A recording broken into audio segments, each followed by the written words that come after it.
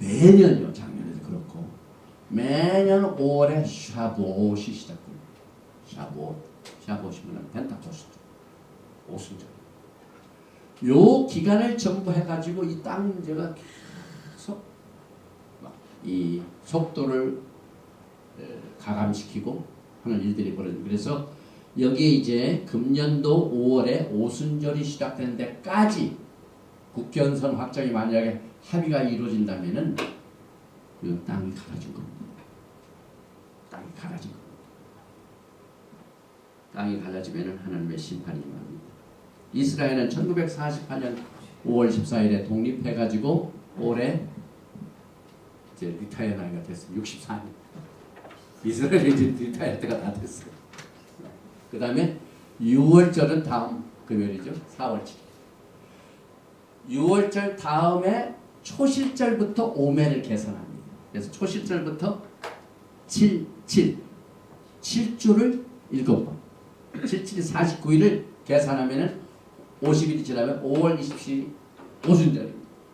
그래서 간접 회담에서 이 국경선 결정이가 요 안에 이루어진다는 것이 계속 매년 하는데 만약에 금년도에 이것이 실현된다면 다니엘서 70일의 예언이 성취되는 가능성을 강력히 있습니다.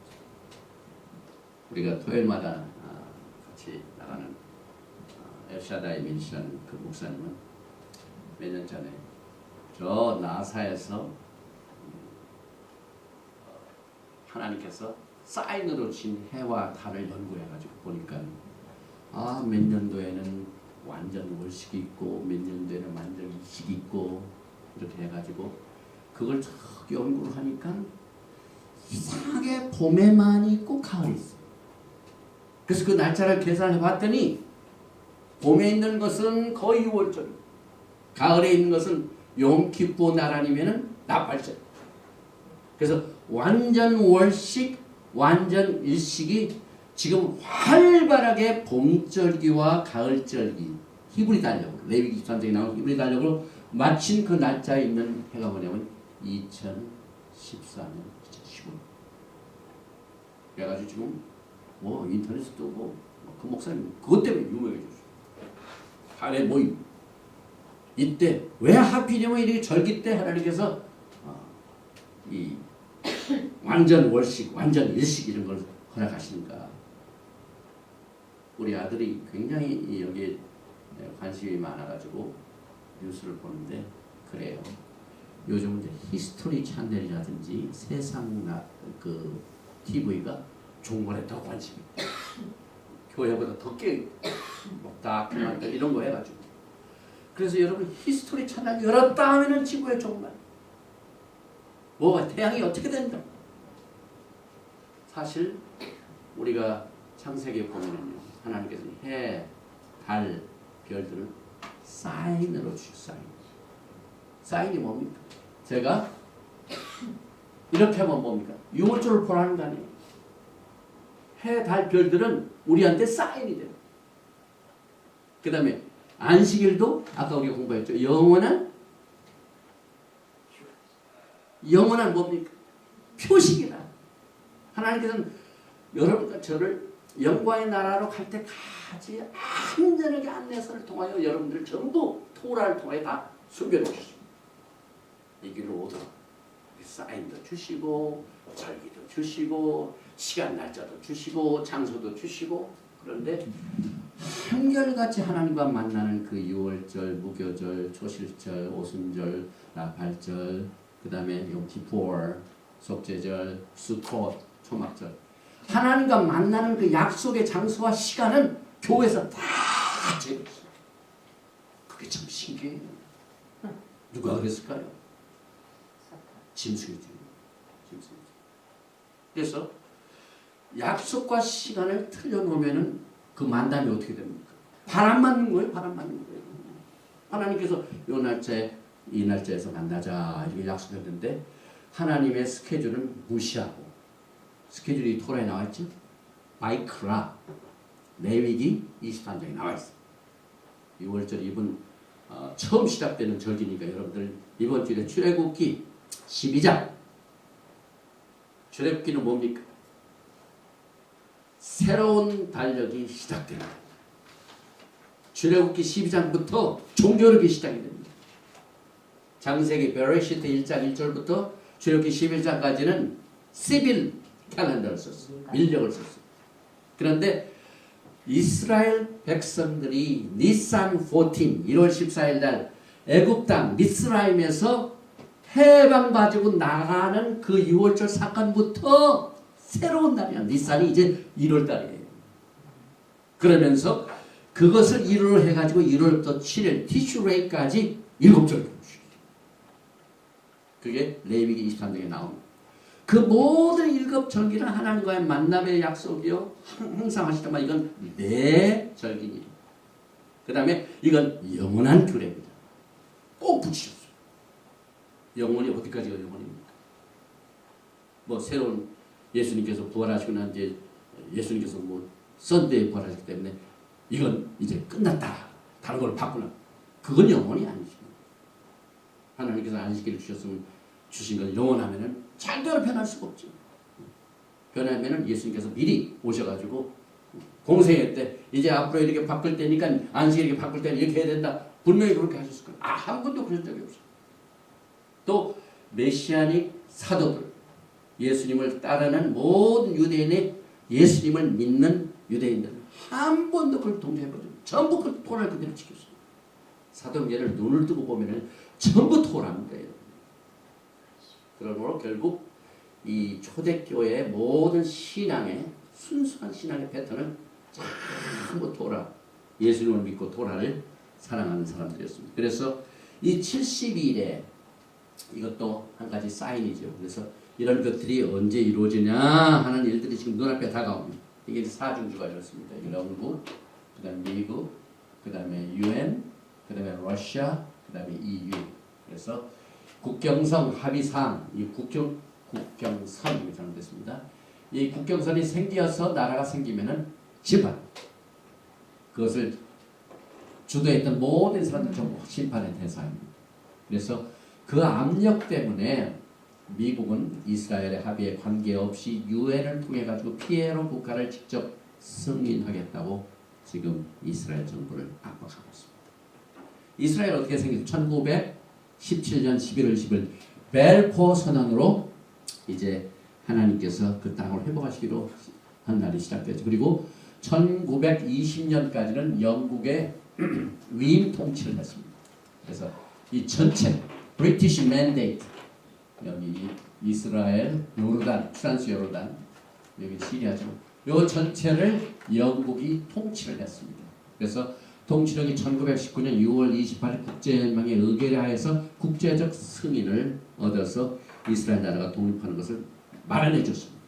그래가지고 국경선을 분할을 유엔에서 해줬는데 1947년 11월 29일입니다. 이 보면은 쭉 여기 조금 이 노란 겁니다. 여기 조금 이것만 이렇게 가져라. 여기 여기 조금 시리아 골란 하이든데 여기는 좀 요르단이고 요렇게 해서 이 땅만 너희가 가져서 나라를 시작하라. 그래서 결국 1948년 5월 14일에 영국 위임 통치령이 끝나서 여기 이제 유대인들이 나라를 세웠습니다. 왜냐하면 땅을 갈랐다 하면은 이건 하나님의 심판이기 때문에 제가 조금 여기다 첨부를 했습니다. 그래서 이스라엘은 요르단으로부터 웨스트뱅크 지역을 차지합니다. 왜냐하면 나라가 생기기 시작할 때마다 옆에 적들이 공격했습니다. 그래서 적들이 공격하면은 싸우면은 또 땅을 뺏어요. 그래서 요르단이 공격하니까 여기에 웨스트뱅크 지역입니다. 예루살렘과 유대와 사마리아 지역입니다. 웨스트뱅크 지역. 이 지역을 구예루살렘 이스라엘이 전쟁에서 이겨가지고 뺏었어요. 그리고 웨스트뱅크 지역을 관할하게 되어가지고 베들레헴, 헤브론, 예리코, 세켄, 예루살렘 이게 전부 이제 예루살렘 수중에 들어갔습니다. 1900년 만에 처음으로 유대인들이 구예루살렘을 관할합니다. 이게 여러분들이 지금 우리의 눈에서 보는 역사들입니다. 토라가 그냥 허망한 떠있는 추상적인 것이 아니라 전부 땅 문제와 관련된 역사적인 사건들입니다. 그래서 1967년 6.1 전쟁으로 인해 가지고 엄청난 또 땅을 차지합니다. 그래서 이 지역은 67년 전쟁 전입니다. 그런데 웨스트뱅크 지역, 예루살렘, 이걸 전부 이제 이스라엘이 관할하고 내다는 못했죠. 그래서 6.1 전쟁의 승리는 이스라엘에게 주어졌지만은 이 전쟁 이후에 얻은 이 땅 때문에 끊임없이 전쟁이 또 많습니다. 지금 피에로와 평화회담을 할 때 국경선을 합니다. 그럼 국경선을 어떻게 해야 합의가 됩니까?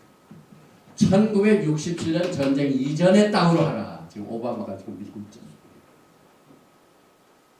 이건 하나님께서 아브라함에게 주셨고 이삭, 야곱 우리가 기도할 적에요. 아브라함의 하나님, 이삭의 하나님, 야곱의 하나님, 이스라엘 하나님 이렇게 기도하는 것은 토라가 그렇게 말합니다. 하나님이 아무 다른 하나님이 많기 때문에 하나님께서 나는 너의 하나님이라. 나는 아브라함의 하나님이요, 이삭의 하나님이요, 야곱의 하나님이요. 나는 이스라엘 하나님이다. 그래서 우리 성장 되신 라이브도 항상 The God of Israel 분명합니다. 구체적입니다. 우리가 믿는 하나님은 그냥 하나님 아버지가 아니에요. 과거에 아브라함과 이삭과 야곱이 믿었던 하나님이에요. 이스라엘 하나님. 그런데 이스라엘 땅이 하나님의 땅입니다. 그런데 계속해서 지금 그 땅 문제로 이스라엘의 공격을 받고 지금 이 시간까지. 그래서 평화를 위한 땅의 나눔은 야곱의 환난을 가져. 예레미야서 나오죠. 30장 6절에 너희는 자식을 해산하는 남자가 있는가도 물어보라. 남자마다 해산한 여인같이 손으로 각기 허리를 짚고 그 얼굴빛이 창백하여 보이면 어찌 비뇨. 슬프다 그날이여 비할 데 없이 크니 이는 야곱의 환난의 때가 되기도록하는 그가 이에서 구하여 내음을 얻으리로다. 그 다음에 똑같은 이 컨텍스트를 가지고 사도 바울이 휴거장에서 데살로니가전서 5장에 주의 날이 밤에 도적같이 이를 줄을 너희가 자신이 자세히 압니다. 주님이 오심에 대한 뭐라고 그랬죠? 사들레비라고 했습니다. 하나님께서 찾는 자에게는 알려주시고 그렇지 못한 자에게는 비밀.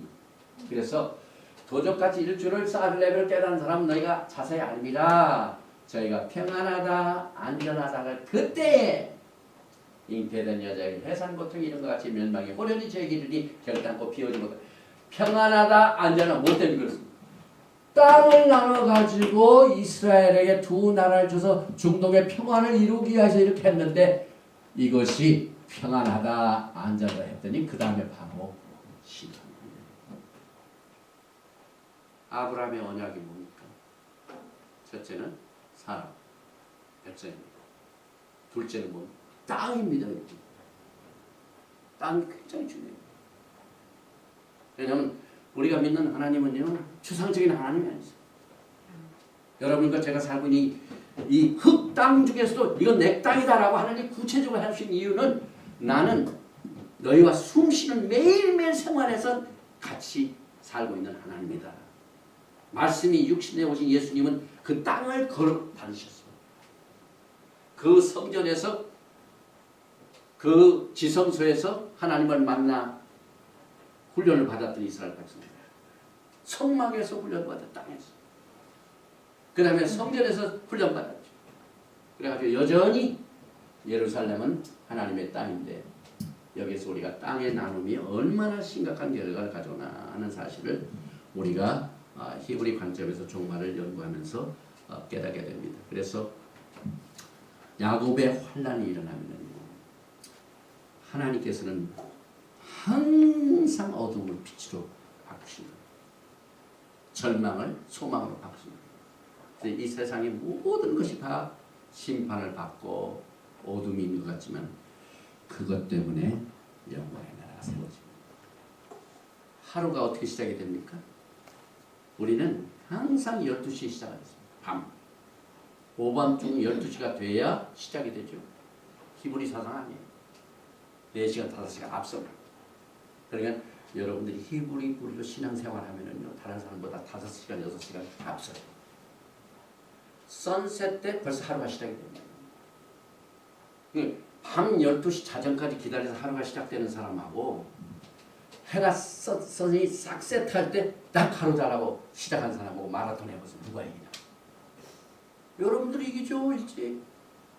히브리 뿌리가 그렇습니다. 여러분. 히브리 뿌리는 뭐든지 해가 질 때 벌써 하루가 시작돼요. 다음 해질 때.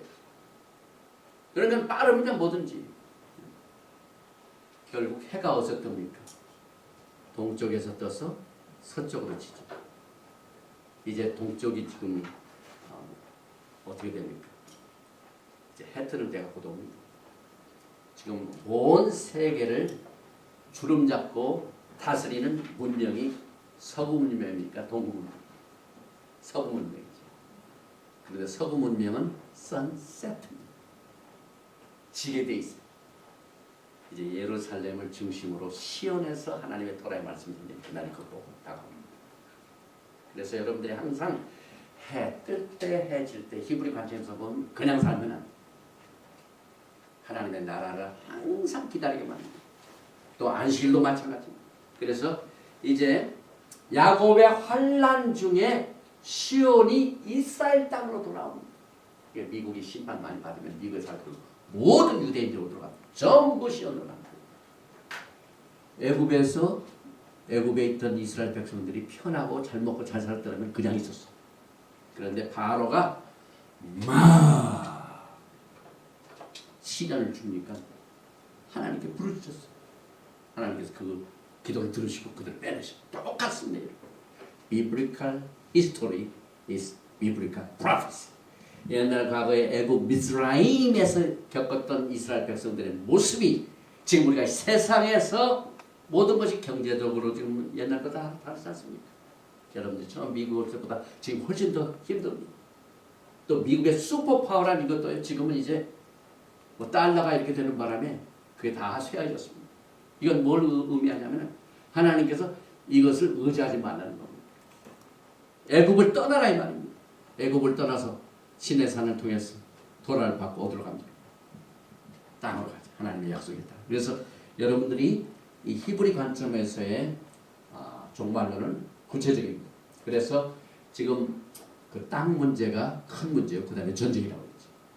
이제 전쟁이 지금 눈앞에 다가와가지고 지금 매일 뉴스를 보면은요, 이 텔아비브에서 테헤란까지 치는 연습 지금 하고 있습니다.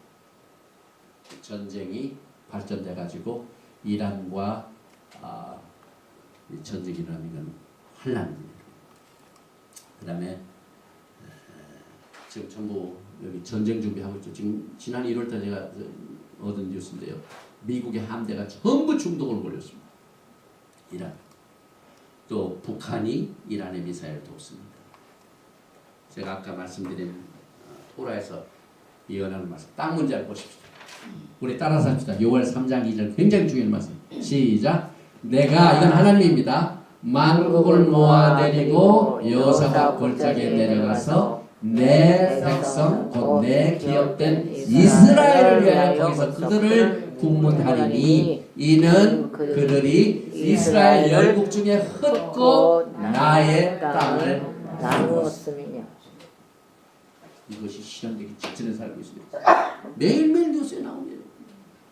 히브리 관점에서 보면은요, 야, 지금 우리가 보통 시대에 살고 있지 않고 파수꾼들은 선거에서 열심히 외쳐야 됩니다. 지금 하나님의 심판이 임하기 전에 토라로 돌아와서 예수야에 오실 준비를 해야 됩니다. 그래서 요엘서 3장 6절에 또 유다 자손과 예루살렘 자손들을 헬라 족속에게 팔아서 본쟁에서 멀리 떠나게 했습니다.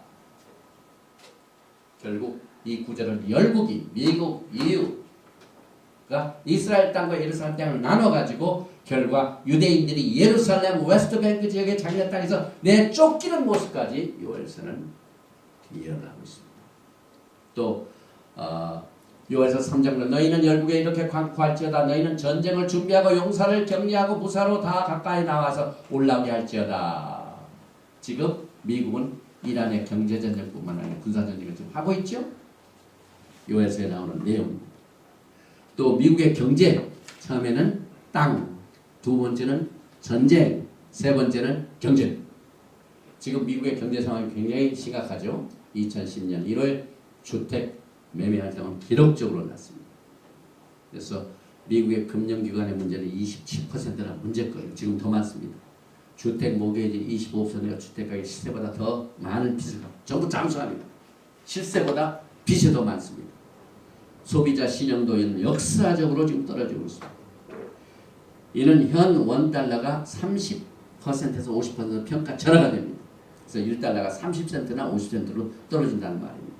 그래서 이 세 가지 조건, 이스라엘과 예루살렘의 땅을 갈라 피에로 국가가 건설되면 환란의 사건이고, 미국이 이란을 공격하며 핵전적으로 확산되므로 이건 7년 환란의 사건입니다. 미국의 경제와 세계 경제가 몰락되면 7년 환란의 사건입니다. 그래서 경제적 바벨론의 멸망이 됩니다. 그래서 시간이 갔기 때문에 결국 히브리 관점에서 본 종말론을 바탕으로 이스라엘의 하나님께서 이 같은 일이 일어나도록 하시는 이유는 이것으로 인해 가지고 야곱의 집에 포로 생활의 종식을 가져오고 메시아의 사명 때문에 전 세계에 흩어져 있는 에브라임 유다 12지파들 전부 이것 때문에 모으셔서 예수께서 메시아와 함께서 영원토록 야곱의 집에서 왕을 하시겠다니 눈앞에 다가왔습니다.